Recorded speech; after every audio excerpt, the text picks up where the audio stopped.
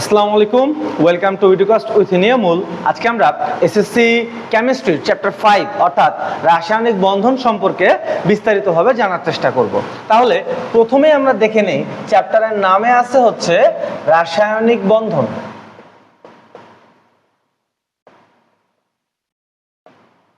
প্রথমে আমাদের বোঝা দরকার যে রাসায়নিক বন্ধন বলতে আসলে কি বোঝায়। রাসায়নিক বন্ধন বলতে বোঝায় হইতেছে যে পরমাণু পরমাণু যে বন্ধনটা গঠন হইতে পারে সেটা হইতেছে রাসায়নিক বন্ধন। অর্থাৎ একটা পরমাণুর সাথে আরেকটা পরমাণুর যে বন্ধনটা গঠিত হইতে পারে বা যে উপায়ে একটা পরমাণুর সাথে আরেকটা পরমাণু যুক্ত থাকতে পারে এইটাকে আমরা বলবো হচ্ছে রাসায়নিক বন্ধন। এখন এই রাসায়নিক বন্ধন বিভিন্ন ধরনের হইতে পারে। এই রাসায়নিক বন্ধনটা শেখার আগে আমাদেরকে কয়েকটা বেসিক জিনিস সম্পর্কে ধারণা রাখতে হবে। যেমন প্রথমে আসে হচ্ছে যোজ্যতা স্তর ও যোজ্যতা ইলেকট্রন। যোজ্যতা স্তর ও যোজ্যতা ইলেকট্রন। একটা পরমাণুর ইলেকট্রন বিন্যাস যদি করা হয় তাহলে সেক্ষেত্রে দেখা যাবে, যেমন ধরো ম্যাগনেসিয়ামের ক্ষেত্রে দেখা যাবে যে 1s2 2s2 2p6 3s2। এখন এটা যদি ডায়াগ্রাম করি তাহলে প্রথমে থাকবে 2টা ইলেকট্রন, তারপরে থাকবে হচ্ছে 8টা ইলেকট্রন এবং তারপরে শেষ কক্ষপথে থাকবে হচ্ছে 2টা ইলেকট্রন। এখন যে সর্বশেষ শক্তি স্তরটা থাকতেছে যেটাতে ইলেকট্রন প্রবেশ করছে সেটাকে আমরা বলবো হচ্ছে যোজ্যতা স্তর। একটা পরমাণুর ভেতরে শক্তি স্তর অসংখ্য পরিমাণে থাকতে পারে, তার মানে একটা পরমাণুর ভেতরে শক্তি স্তরের সংখ্যা হচ্ছে অসংখ্য, কিন্তু ওই শক্তি স্তরগুলোর মধ্যে সর্বশেষ যে শক্তি স্তরটা ব্যবহার হবে বা সর্বশেষ যে শক্তি স্তরে ইলেকট্রন প্রবেশ করবে বা অবস্থান করবে এইটাকে আমরা বলবো হচ্ছে যোজ্যতা স্তর। এবং ওই সর্বশেষ শক্তি স্তর এই বা যোজ্যতা স্তরে যে ইলেকট্রনগুলো থাকবে এটাকে আমরা বলবো হচ্ছে যোজ্যতা ইলেকট্রন। তার মানে আমরা সহজে বুঝতে পারতেছি একটি পরমাণুর সর্বশেষ ইলেকট্রন যে শক্তি স্তরে প্রবেশ করছে সেটা হচ্ছে যোজ্যতা স্তর এবং যোজ্যতা ইলেকট্রন হচ্ছে ওই কক্ষপথে ইলেকট্রনগুলো। আমরা আরেকটা উদাহরণ যদি দেখি যে কার্বনের ক্ষেত্রে আমরা যদি ইলেকট্রন বিন্যাস দেখি তাহলে থাকলো হচ্ছে প্রথমে 2টা ইলেকট্রন এবং তারপর থাকবে হচ্ছে 4টা ইলেকট্রন। তাহলে সর্বশেষ শক্তি স্তর হচ্ছে দ্বিতীয় শক্তি স্তর। তার মানে কার্বনের ক্ষেত্রে দ্বিতীয় শক্তি স্তর যেটা থাকতেছে এটা হইতেছে যোজ্যতা স্তর, আবার ম্যাগনেসিয়ামের ক্ষেত্রে তৃতীয় শক্তি স্তর যেটা থাকতেছে এটা হইতেছে যোজ্যতা স্তর এবং যোজ্যতা স্তরে যে ইলেকট্রনগুলো থাকবে সেগুলো হচ্ছে যোজ্যতা ইলেকট্রন। এরপরে যে কনসেপ্টটা সম্পর্কে আমাদেরকে জানতে হবে সেটা হইতেছে যোজনী। যোজনী সম্পর্কে অনেকের একটু মিসকনসেপশন থাকে। তো এই মিসকনসেপশনটা থাকার মূল কারণটা হচ্ছে যোজনীকে অনেকভাবে সংজ্ঞায়িত করা যায়, অন্তত 3 4 5 ভাবে সংজ্ঞায়িত করা যায়। এক একজন এক একটা নিয়ে ভালোভাবে মানে বোঝার চেষ্টা করে না, শুধুমাত্র মুখস্থ করার চেষ্টা করে। কিন্তু আমরা যদি সবগুলো সংজ্ঞা একে একে বোঝার চেষ্টা করি তাহলে আমরা খুব ভালোভাবে যোজনীটা বুঝতে পারবো। যেমন প্রথমে যে সংজ্ঞাটা আসে সেটা হইতেছে পরমাণু অন্য একটি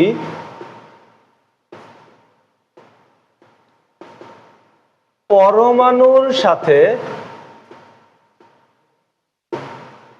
যুক্ত হওয়ার ক্ষমতাকে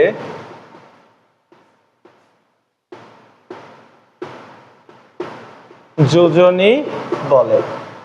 অর্থাৎ একটা পরমাণু যদি অন্য একটা পরমাণুর সাথে যে কোনো বন্ধনে বা যে কোনো উপায়ে যদি যুক্ত থাকতে পারে তাহলে সেই সক্ষমতাটাকেই আমরা বলতেছি হচ্ছে যোজনী। যেমন আমরা যদি গ্রুপ 18 এর ক্ষেত্রে দেখি পর্যায় সারণীতে, এই গ্রুপ 18 এর যে মৌলগুলো থাকবে এদের কিন্তু আসলে যোজনী শূন্য, এদের কিন্তু আরেকটা পরমাণুর সাথে যুক্ত হওয়ার ক্ষমতা নাই।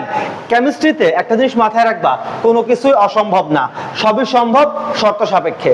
এবং আমরা এসএসসি সিলেবাস অনুযায়ী যদি বলি সাধারণত গ্রুপ 18 যৌগ গঠন করে না।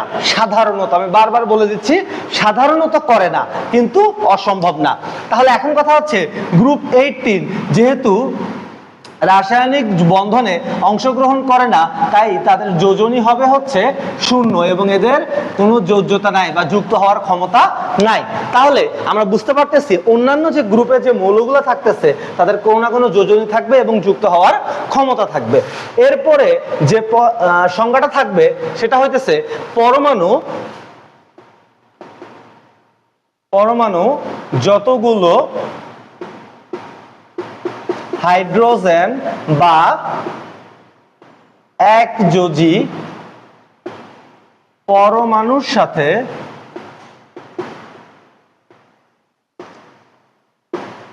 যুক্ত হতে পারে তাকে ওই মৌলের যোজনী বলে। তাহলে কথা হইতেছে একযোজী পরমাণুর সাথে বা হাইড্রোজেনের সাথে যতগুলো যুক্ত হইতে পারে। আমরা যদি একটা উদাহরণ দেখি, যেমন NH3, তারপরে CH4, তারপরে CCl4। তাহলে ব্যাপারটা হচ্ছে যে এখানে একটা নাইট্রোজেন 3টা হাইড্রোজেনের সাথে যুক্ত আছে, তাই এখানে আমরা বলতে পারি নাইট্রোজেনের যোজনী হচ্ছে এখানে 3 এবং হাইড্রোজেনের যোজনী সবসময় 1 ফিক্সড। এরপরে আমরা যদি কার্বনের ক্ষেত্রে দেখি, এখানে একটা কার্বন 4টা হাইড্রোজেনের সাথে যুক্ত আছে এবং 4টা হাইড্রোজেনের সাথে যুক্ত থাকার কারণে তার যোজনী হচ্ছে এখানে 4। ঠিক একইভাবে অন্য আরেকটা একযোজী মৌল সেটা হচ্ছে ক্লোরিন, এখানে একটা কার্বন 4টা ক্লোরিনের সাথে যুক্ত থাকার কারণে যোজনী হচ্ছে 4। তার মানে একটা পরমাণু যতগুলো হাইড্রোজেন বা যতগুলো একযোজী পরমাণুর সাথে যুক্ত হইতে পারবে সেটাই হইতেছে ওই মৌলের যোজনী। এরপরে আরেকটা সংজ্ঞা শিখতে পারি, সেটা হইতেছে একটি পরমাণু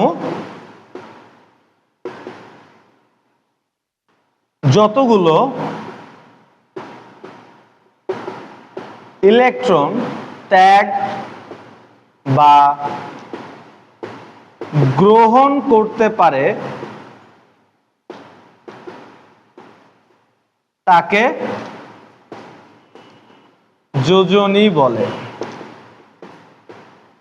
তাহলে একটা পরমাণু কতগুলো ইলেকট্রন ত্যাগ বা গ্রহণ করবে, এটার জন্য আমাদের অবশ্যই মৌলের যে ক্রমটা এটা একটু জানতে হবে। এটা আমরা একটু লিখে নেই, সেটা হইতেছে hydrogen, helium, lithium, beryllium, boron, carbon, nitrogen, oxygen, fluorine, neon, sodium, magnesium, aluminium, silicon, phosphorus, sulphur, chlorine, argon, potassium, calcium, scandium. তাহলে এখন কথা হচ্ছে এখানে নিষ্ক্রিয় মৌল হইতেছে হিলিয়াম, নিয়ন এবং আর্গন। এই মৌলগুলোর মধ্যে প্রত্যেকটা মৌল অবশ্যই চাবে তার নিকটতম নিষ্ক্রিয় মৌলের ইলেকট্রন বিন্যাস অর্জন করতে এবং স্থিতিশীলতা অর্জন করতে। তাহলে এইখানে প্রত্যেকটা মৌল চেষ্টা করবে তার নিজস্ব একদম নিকটস্থ যে নিষ্ক্রিয় মৌলটা আছে তার মতো ইলেকট্রন বিন্যাস অর্জন করতে। যেমন সোডিয়ামের ক্ষেত্রে যদি বলি যে এখানে নিয়নের চেয়ে একটা ইলেকট্রন বেশি আছে, সেই জন্য সোডিয়াম একটা ইলেকট্রন ত্যাগ করবে। এবং ফ্লোরিনের ক্ষেত্রে যদি বলি এর পারমাণবিক সংখ্যা 9 এবং ইলেকট্রন সংখ্যাও 9, তাই এই ইলেকট্রন একটা শর্ট আছে। তার মানে সোডিয়ামের একটা ইলেকট্রন বেশি আছে, ফ্লোরিনের একটা ইলেকট্রন কম আছে। উভয়ে একটা ইলেকট্রন ত্যাগ বা গ্রহণের মাধ্যমে নিয়নের ইলেকট্রন বিন্যাস অর্জন করতে পারতেছে। অর্থাৎ সোডিয়ামকে একটা ইলেকট্রন ত্যাগ করতে হবে এবং ফ্লোরিনকে একটা ইলেকট্রন গ্রহণ করতে হবে। তাই আমরা বলতে পারি সোডিয়াম এবং ফ্লোরিন উভয়েরই যোজনী হইতেছে 1। এরপরে আমরা যদি দেখি যে অক্সিজেন এবং ম্যাগনেসিয়াম, অক্সিজেনের পারমাণবিক সংখ্যা 8 এবং ম্যাগনেসিয়ামের ক্ষেত্রে 12, তাহলে কথা হইতেছে এখানে অক্সিজেনের নিয়নের তুলনায় 2টা ইলেকট্রন কম আছে এবং ম্যাগনেসিয়ামের ক্ষেত্রে নিয়নের তুলনায় 2টা ইলেকট্রন বেশি আছে। তাহলে যেহেতু ম্যাগনেসিয়ামের 2টা ইলেকট্রন বেশি এবং অক্সিজেনের 2টা ইলেকট্রন কম, তাই বলা যায় যে এখানে অক্সিজেন 2টা ইলেকট্রন গ্রহণের মাধ্যমে এবং ম্যাগনেসিয়াম 2টা ইলেকট্রন ত্যাগের মাধ্যমে নিকটতম নিষ্ক্রিয় মৌল নিয়নের ইলেকট্রন বিন্যাস অর্জন করতে পারে। তাই আমরা বলতে পারি অক্সিজেন এবং ম্যাগনেসিয়াম উভয়েরই যোজনী হচ্ছে 2। ঠিক একইভাবে আমরা যদি নাইট্রোজেন এবং অ্যালুমিনিয়ামের ক্ষেত্রে দেখি, নাইট্রোজেনের পারমাণবিক সংখ্যা হচ্ছে 7, তাই এখানে ইলেকট্রন সংখ্যা হবে 7টা, এবং অ্যালুমিনিয়ামের ক্ষেত্রে পারমাণবিক সংখ্যা হচ্ছে 13, অর্থাৎ এখানে ইলেকট্রন সংখ্যা হবে 13। তাই বলা যায় নিয়নের ইলেকট্রন বিন্যাস অর্জন করার জন্য নাইট্রোজেনকে 3টা ইলেকট্রন গ্রহণ করতে হবে, বিপরীতভাবে অ্যালুমিনিয়ামের ক্ষেত্রে নিয়নের ইলেকট্রন বিন্যাস অর্জন করার জন্য 3টা ইলেকট্রন ত্যাগ করতে হবে। তাই বলা যায় নাইট্রোজেন এবং অ্যালুমিনিয়াম উভয়ের ক্ষেত্রে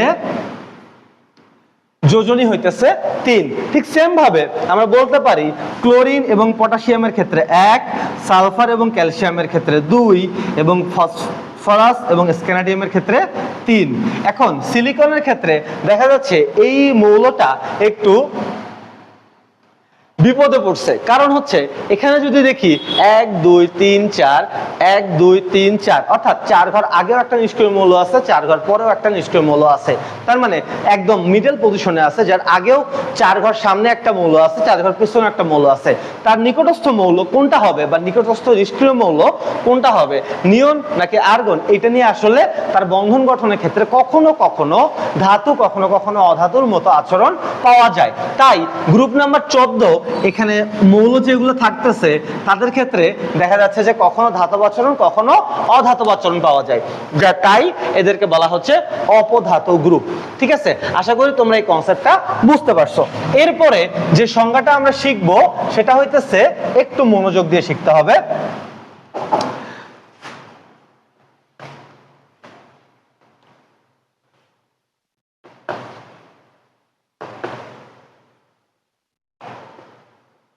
একটি পরমাণুর যোজ্যতা স্তরে যতগুলো বিজোড় ইলেকট্রন থাকে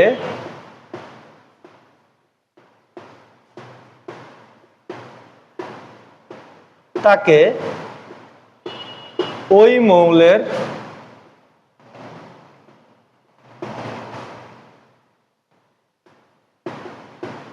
যোজনী বলে।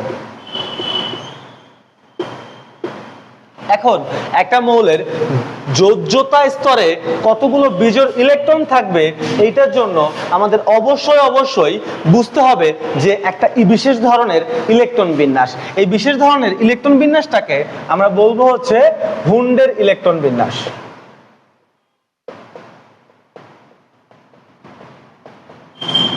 হুন্ডের ইলেকট্রন বিন্যাস এটা আবার কি, এটা একটু বলে দেই। সেটা হইতেছে আমরা যে 1s2 2s2 তারপরে 2p6 এই যে ইলেকট্রন বিন্যাসটা পাই, এই ইলেকট্রন বিন্যাসটা হচ্ছে আউফবাউ ইলেকট্রন বিন্যাস, বাউ ইলেকট্রন বিন্যাস। এবং এই আউফবাউ ইলেকট্রন বিন্যাসটা মূলত কোন প্রধান শক্তি স্তরের অন্তর্গত কোন উপশক্তি স্তরে ইলেকট্রন আগে প্রবেশ করে সেটার ক্রম নির্ধারণ করে দেয়। এবং হুন্ডের ইলেকট্রন বিন্যাস যেটা থাকতেছে, এই হুন্ডের ইলেকট্রন বিন্যাস মূলত নির্ধারণ করে একটি মৌলের ক্ষেত্রে বা একটি উপশক্তি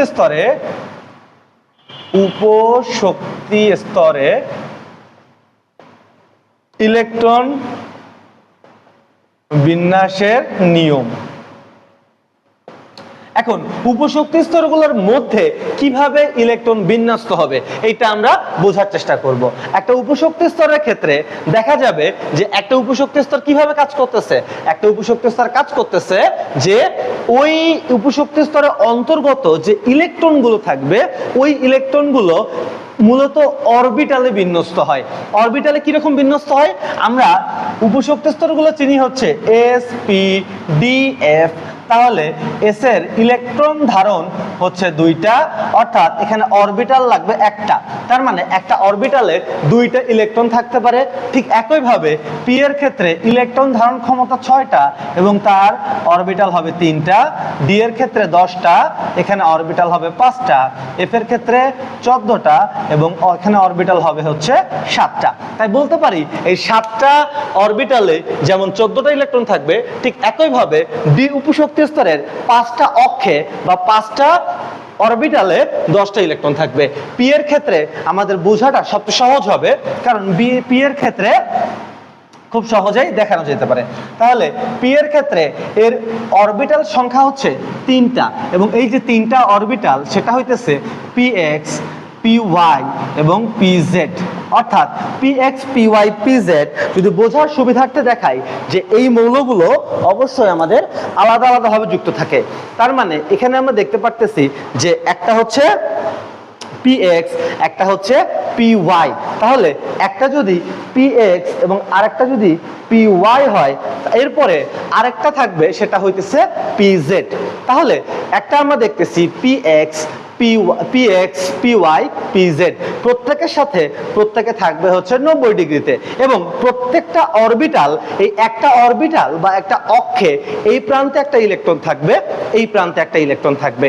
এই প্রান্তে যে ইলেকট্রনটা থাকবে তার নিজ অক্ষের উপর একটা ঘূর্ণন আছে এবং এই প্রান্তে যে ইলেকট্রনটা থাকবে তারও নিজ অক্ষের উপর একটা ঘূর্ণন আছে।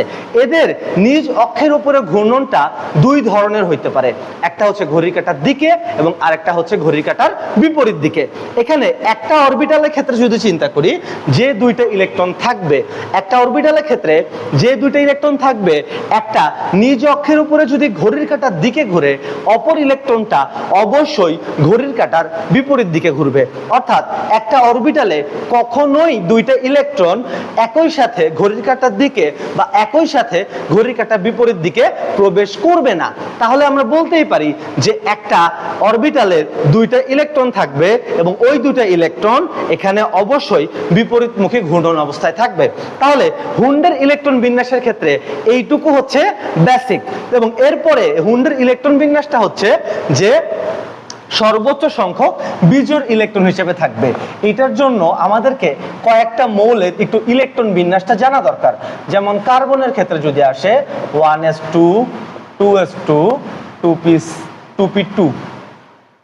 তারপরে নাইট্রোজেনের ক্ষেত্রে 1s2, 2s2, 2p3।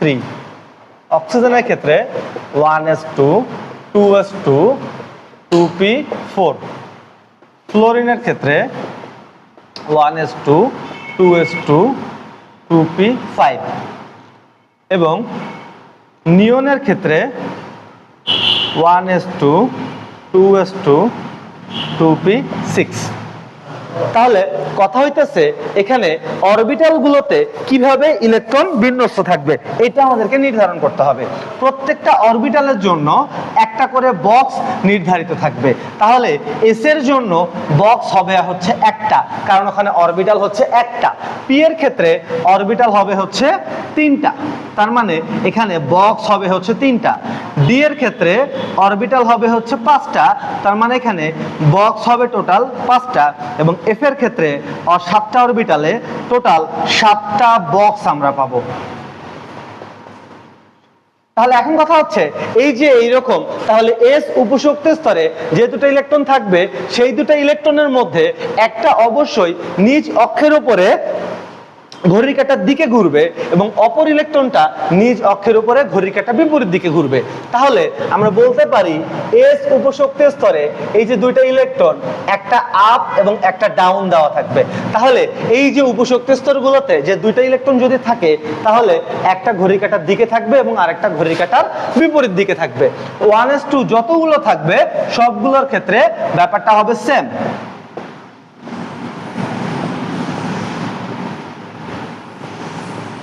2s2 এর ক্ষেত্রেও ব্যাপারটা সেম হবে।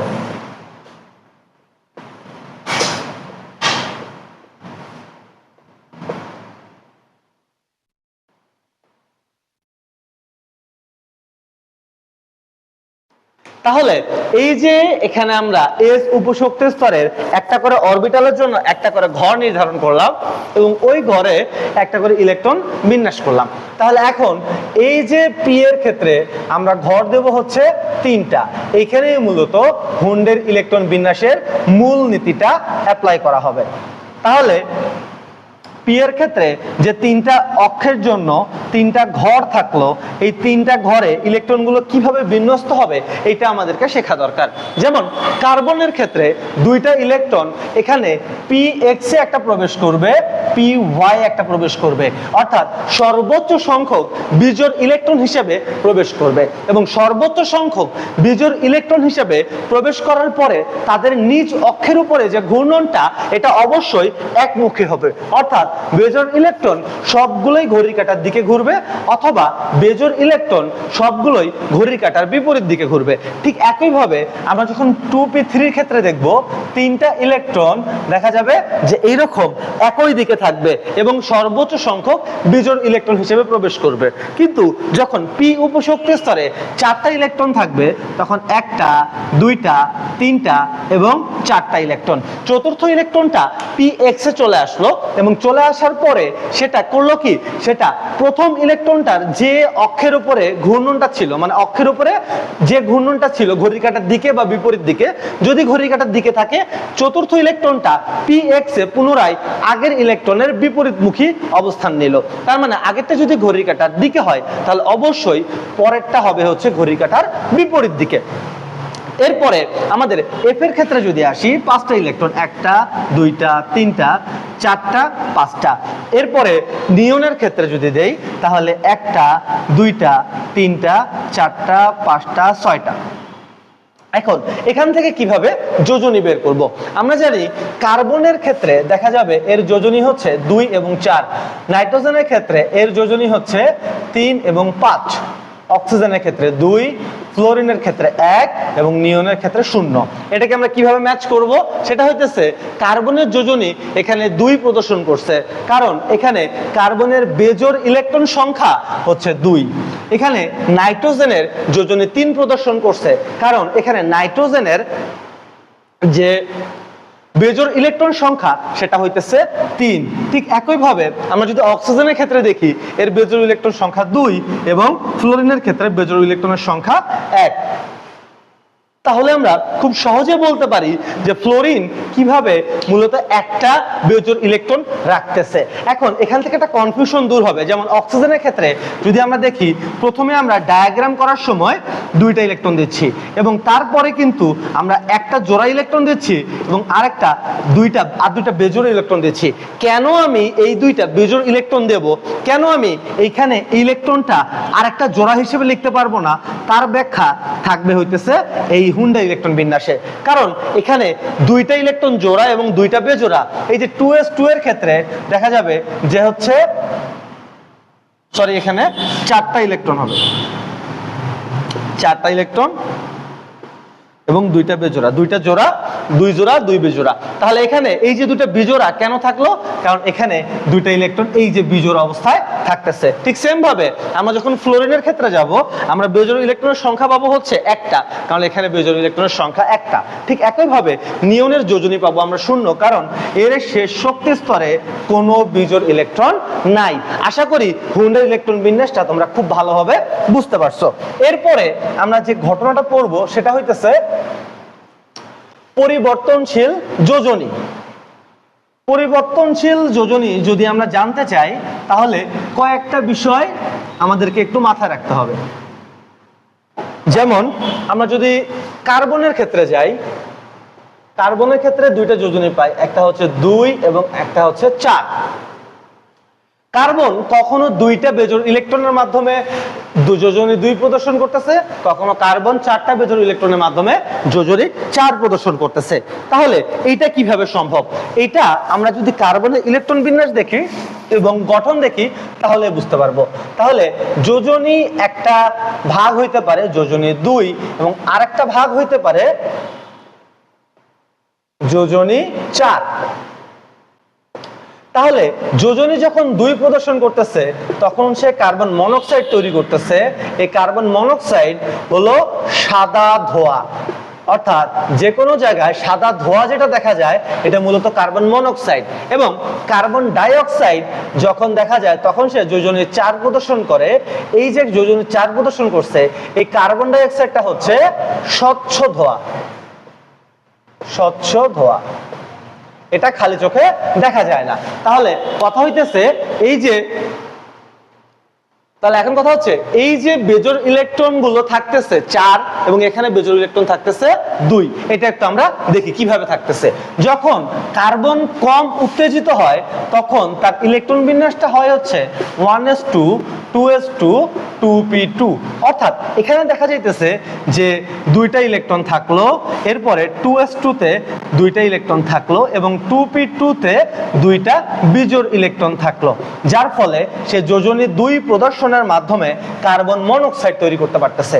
ঠিক সেম ভাবে এই কার্বনটাকে যদি একটু তাপ দেওয়া যায় বা একটু বেশি উত্তেজিত করা যায় তখন দেখা যাবে এর ইলেকট্রন বিন্যাসটা হবে হচ্ছে 1s2 2s1 2p3। এখানে একটা স্টার চিহ্নর মাধ্যমে বোঝানো হবে যে কার্বন তার সর্বোচ্চ বিজোড় অবস্থায় আছে। তাহলে এইখানে যদি আমরা ইলেকট্রন বিন্যাসটা করি 1s2 2s1 এবং 2p3 ক্ষেত্রে প্রত্যেকটা অক্ষে একটা করে বিজোড় ইলেকট্রন থাকবে। তাহলে এই যে আমরা কার্বনের ক্ষেত্রে দেখতে পারতেছি যে বিজোড় ইলেকট্রনের সংখ্যা হচ্ছে 4টা। তার মানে কখন কার্বন যোজনী 4 প্রদর্শন করতেছে, যখন দেখা যাইতেছে কার্বনের শেষ কক্ষপথে বিজোড় ইলেকট্রনের সংখ্যা 4, এবং তখনই সে যোজনী 4 প্রদর্শন করবে যখন দেখা যাবে যে এই যে 4 প্রদর্শন করছে এই 4টা ইলেকট্রন সে সর্বোচ্চ উত্তেজিত অবস্থায় আছে তখন। তাহলে কম উত্তেজিত অবস্থায় কার্বন যোজনী 2 প্রদর্শন করে এবং বেশি উত্তেজিত অবস্থায় যোজনী 4 প্রদর্শন করে। তোমরা দেখতে পারবা যে কোথাও যদি আগুন জ্বলে, যদি কোথাও নির্বিঘ্নে আগুন জ্বলতে পারে তাহলে সেখানে কিন্তু সাদা ধোঁয়া উৎপন্ন হয় না। তাহলে এই যে সাদা ধোঁয়া উৎপন্ন হচ্ছে না তার মানে সে পর্যাপ্ত তাপ পাইতেছে এবং কার্বন সর্বোচ্চ পরিমাণে উত্তেজিত অবস্থায় আছে, যার ফলে সে যোজনী 4 প্রদর্শন করতেছে। কিন্তু যখন প্রপারলি তাপ উৎপন্ন হইতে পারে না বা আগুন প্রপারলি জ্বলতে পারে না তখন দেখা যাচ্ছে কার্বন কম উত্তেজিত অবস্থায় আছে এবং যোজনী 2 প্রদর্শন করতেছে। এটা তোমরা বাস্তবিক অর্থেই জিনিসটা দেখতে পারবা এবং বুঝতে পারবা। এরপরে যে কনসেপ্টটা আমাদের যোজনীর জন্য পড়তে হবে সেটা হইতেছে সুপ্ত যোজনী।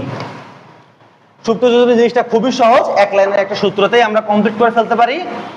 সুপ্ত যোজনী, সুপ্ত যোজনী হচ্ছে আমাদের সর্বোচ্চ যোজনী, সর্বোচ্চ যোজনী বিয়োগ, সর্বোচ্চ যোজনী বিয়োগ সক্রিয় যোজনী।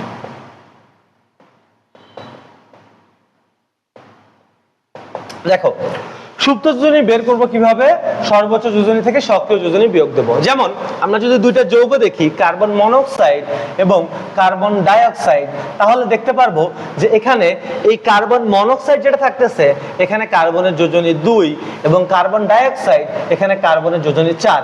তার মানে কার্বনের যোজনী হওয়া সম্ভব 2 এবং 4। তাহলে এই যৌগটাতে কার্বনের সুপ্ত যোজনী কত এইটা যদি দেখি, সর্বোচ্চ যোজনী হওয়া সম্ভব হচ্ছে 4, এই যৌগটাতে সক্রিয় যোজনী হচ্ছে 2। তার মানে এখানে সুপ্ত যোজনী যেটা থাকতেছে এই সুপ্ত যোজনী হবে হচ্ছে 2 এবং এখানে কার্বন ডাই অক্সাইড যেটা থাকতেছে এখানে হচ্ছে যোজনী 4 এবং সর্বোচ্চ যোজনী যদি 4 হয় এবং এই যৌগের জন্য কার্বনের সক্রিয় যোজনী যদি হয় 4 তাহলে এখানে সুপ্ত যোজনী হবে হচ্ছে 0। তাহলে যোজনীর আশা করি একদম 14 গোষ্ঠী উদ্ধার করে দিতে পারছি। তোমরা আশা করি একদম খুব ভালোভাবে যোজনীটা বুঝতে পারছো। পরবর্তী টপিকগুলো এই ভিডিওর পরের সিরিজে পেয়ে যাবে ইনশাআল্লাহ। সবাইকে ধন্যবাদ। আসসালামু আলাইকুম।